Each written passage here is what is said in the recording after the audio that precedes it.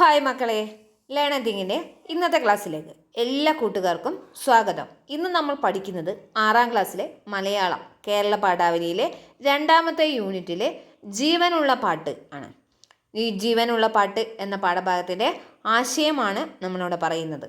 ജീവനുള്ള പാട്ട് എന്ന കവിത എഴുതിയിരിക്കുന്നത് ജി കുമാരപിള്ളയാണ്. വള്ളത്തോളിൻ്റെയും ചങ്ങമ്പുഴയുടെയും കാവ്യ പാരമ്പര്യത്തെ ആധുനിക കവിതയുമായി ബന്ധിപ്പിച്ച കവിയാണ് അദ്ദേഹം. കോട്ടയം ജില്ലയിലെ വെന്നിമലയിലാണ് അദ്ദേഹം ജനിച്ചത്. കേരള സാഹിത്യ അക്കാദമി പുരസ്കാരം അദ്ദേഹത്തിന് ലഭിച്ചിട്ടുണ്ട്. അരളിപ്പൂക്കൾ, മരുഭൂമിയുടെ കിനാവുകൾ, ഓർമ്മയുടെ സുഗന്ധം, കവിത, സപ്തസ്വരം എന്നിവയാണ് അദ്ദേഹത്തിൻ്റെ കവിതാ സമാഹാരങ്ങൾ. അദ്ദേഹത്തിൻ്റെ കവിതയാണ് ജീവനുള്ള പാട്ട് എന്നത്. ആ പാഠഭാഗത്തിൻ്റെ ആശയം നോക്കാം. ഗന്ധർവന്മാർ നല്ല പാട്ടുകാരാണ്. അങ്ങനെയുള്ള ഒരു ഗന്ധർവനെ കാണാൻ ആഗ്രഹിക്കുന്ന ഒരു പെൺകുട്ടിയെയാണ് നമ്മൾ ഈ കവിതയിൽ പരിചയപ്പെടുന്നത്. ഗാനത്തിൽ നിന്ന് വേർതിരിഞ്ഞ് ആ ഗന്ധർവൻ്റെ മുഖം കാണാൻ ആഗ്രഹിക്കുന്ന പെൺകുട്ടി പറയുന്ന വാക്കുകളാണ് ഈ കവിതയിൽ അവതരിപ്പിച്ചിരിക്കുന്നത്. ജീവനുള്ള പാട്ട്. കാട്ടുപുൽത്തണ്ടിൽ അത്ഭുതോദാരമം പാട്ടുപാടുന്ന ഗന്ധർവ ബാലക. കാട്ടുപുൽത്തണ്ട് എന്ന് പറഞ്ഞു കഴിഞ്ഞാൽ ഓടക്കുഴലിനെയാണ് കാട്ടുപുൽത്തണ്ട് എന്ന് പറയുന്നത്. അതിൽ അത്ഭുതകരമായുള്ള പാട്ട് ഉണ്ടാക്കുന്ന അല്ലെങ്കിൽ പാട്ട് പാടുന്ന ഗന്ധർവ ബാലകനോട് പറയുകയാണ്. എന്താ പറയുന്നത്? ഈ ജനാലതൻ മുന്നിലരക്ഷണം മൂകനായൊന്നു നിന്നിട്ട് പോകുമോ? എൻ്റെ ജനാലയ്ക്ക് അരികിൽ ഒന്ന് അല്പനേരം, അരക്ഷണം എന്ന് പറഞ്ഞ്, അരക്ഷണമെങ്കിലും ഒന്ന് മിണ്ടാതെ, മൂകനായിട്ട് നിൽക്കാന്ന് പറഞ്ഞു കഴിഞ്ഞാൽ മിണ്ടാതെ നിന്നിട്ട് പോകുമോ എന്ന് ചോദിക്കാം. താവകജ്വല ഗാനത്തിൽ നിന്നു ഞാൻ വേർതിരിഞ്ഞൊന്നു കാണട്ടെ നിൻ മുഖം. താവകം എന്ന് പറഞ്ഞാൽ നിന്റെ ഉജ്ജ്വലമായ ഗാനത്തിൽ നിന്ന് വേർതിരിഞ്ഞ് നിന്നെ ഒന്ന് കാണട്ടെ, നിന്റെ മുഖമൊന്ന് കാണട്ടെ എന്ന്. പാട്ട് പാടി പോകുന്ന സമയത്ത് എപ്പോഴും എന്തിലായിരിക്കും ശ്രദ്ധ?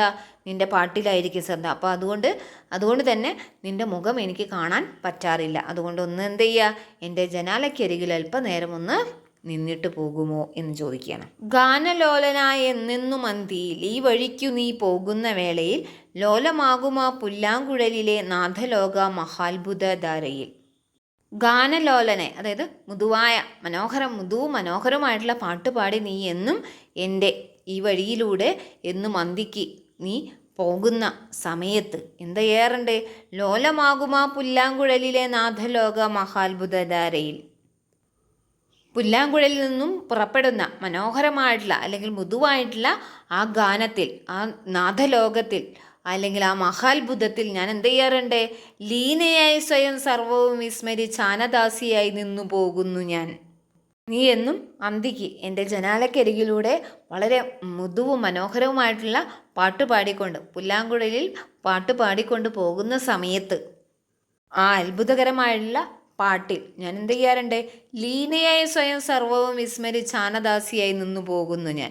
അതിൽ ആ പാട്ടിൽ ലയിച്ച് എല്ലാം മറന്ന്, സ്വയം മറന്നങ്ങ് അത് കേട്ടുകൊണ്ട് തല കുനിച്ചങ്ങ് നിന്നു പോകാറുണ്ട് ഞാൻ എന്നാണ് പറഞ്ഞത്. നീ എന്നും അന്തിക്ക് ഈ വഴി പോകുന്ന സമയത്ത് ഞാൻ നിൻ്റെ പാട്ട് കേൾക്കാറുണ്ട്.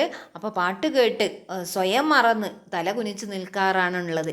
അതുകൊണ്ട് തന്നെ എനിക്ക് നിൻ്റെ മുഖം ഇതുവരെ കാണാൻ കഴിഞ്ഞിട്ടില്ല.